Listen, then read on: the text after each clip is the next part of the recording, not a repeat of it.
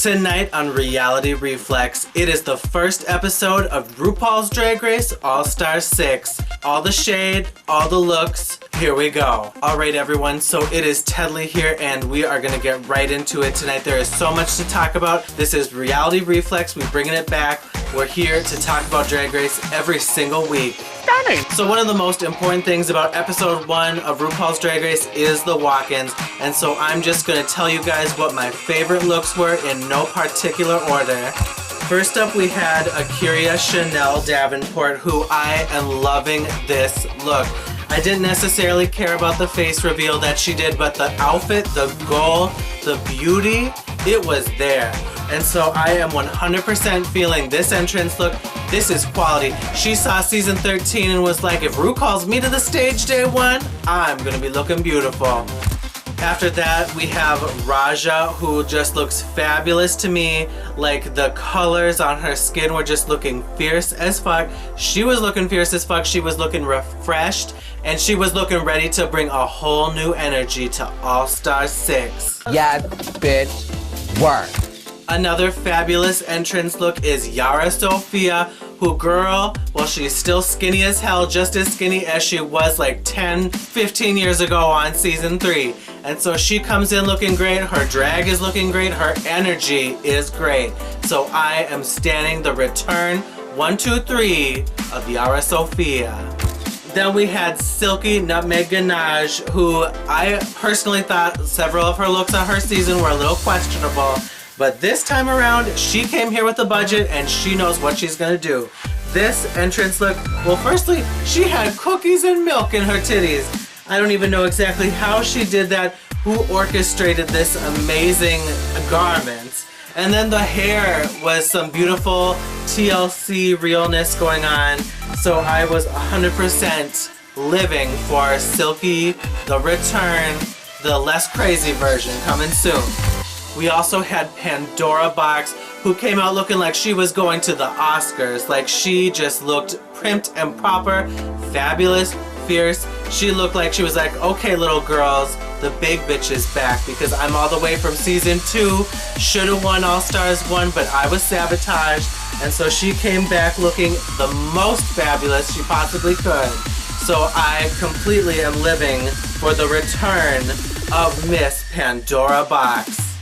Ooh girl, you got female. Here comes Sonique, aka Kylie now. You know, that's her real name. And so she's coming out and she was looking fabulous as hell. Her body, girl, she was ready to show it off in a skin tight red outfit, ready to rock this workroom. You know, and she has a brand new energy. She is definitely not the same bitch that was pissed off calling Tatiana's drag tired in Untucked season 2. And I am just feeling this look.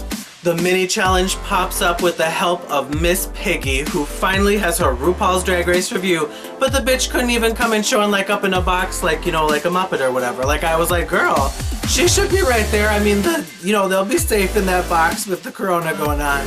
But so anyways, she was showing up on the screen and she was coming to help with the reading challenge. Pandora killed it for me when it was Silky's turn, and Silky's like, ain't nobody laughing at my jokes, and Pandora's like, tell a funny one, girl. The ultimate shade of it all. The challenge was officially announced and it was once again the talent show, the All-Stars talent show that we all look forward to, you know, to see if someone can top Tatiana. We'd all like to see that.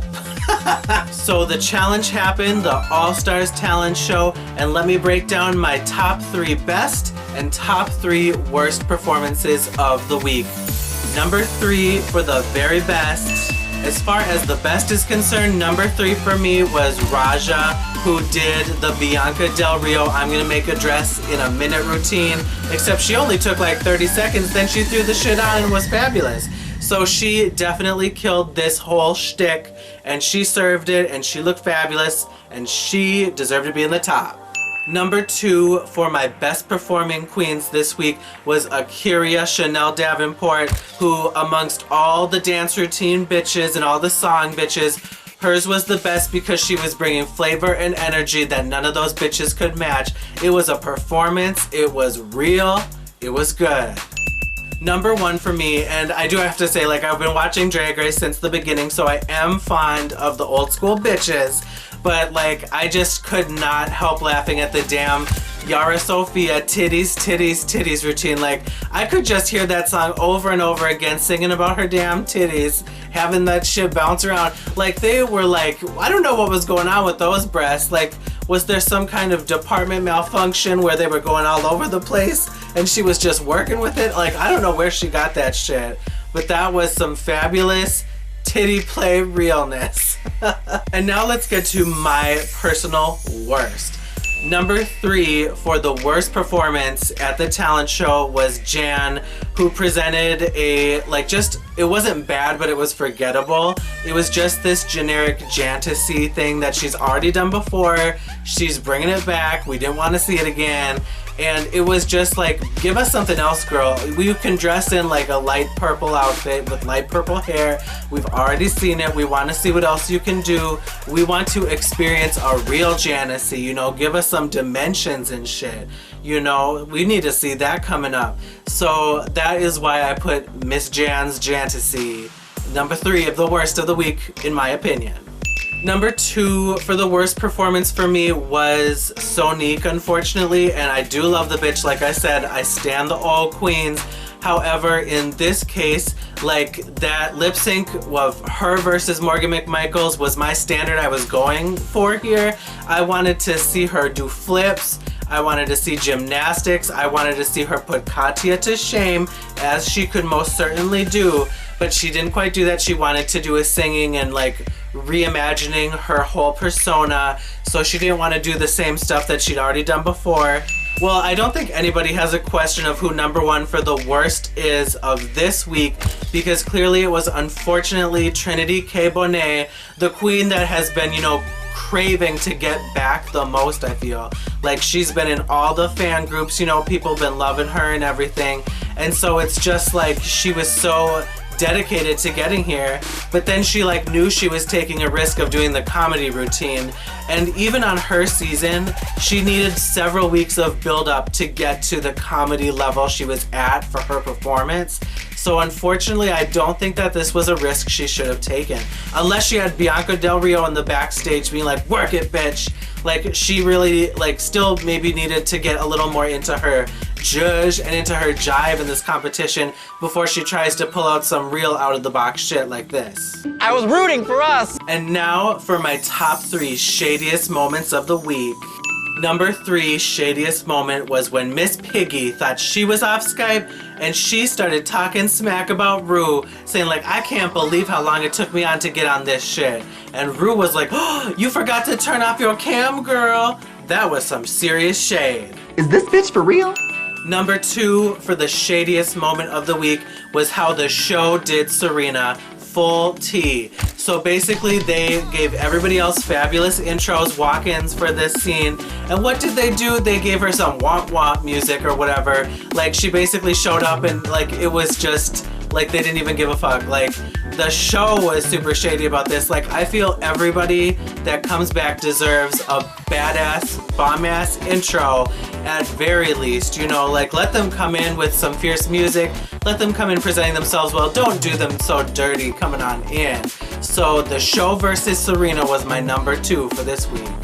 And my number 1 shadiest moment of this week was Yara Sofia in the reading challenge when she told Silky dressing up like a cockroach is the closest you'll ever get to cock, girl. I feel very attacked. And now for the Elimination Breakdown. Spoiler alert, because y'all know it's coming. I just said it. There's no, you know, fakeness coming here. This is just about to be the scoreboard.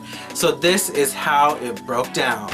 We had Yara Sofia taking the top position, and the bottom 2 queens was Trinity K. Bonet versus Serena Cha-Cha. After a fierce deliberation amongst the queens in the back, it was time to reveal who was going to be the lip sync assassin of the week, who was going to represent the votes of all the queens up against winning queen Yara Sofia. That queen this week was motherfucking Coco Montrese, who, oh my god, she looked the most fabulous ever. Like, I personally think, like, she just looked amazing. Like, bring her that bitch back. She was cut the first episode too. She looked great. She was amazing, and she slayed the fucking lip sync. They eat her up every single time. So after the lip sync went down to Uptown Funk for some reason, the winner of the lip sync was Coco Montrese, meaning that all of the queens got to vote who was gonna go home. Coco revealed that the queens chose Serena Chacha to go home. I will say that I felt it was pretty sad because both Trinity and Serena were like the two bitches that have been thirsting the most to come back. So this was like some serious like All-Stars Gagatron moment because it was so devastating to see them both in the bottom two. I mean, they could have easily put Scarlet Envy down there and just let her go. Fuck my drag, right? All in all, I give this week's episode 3 out of 5 Rue trophies.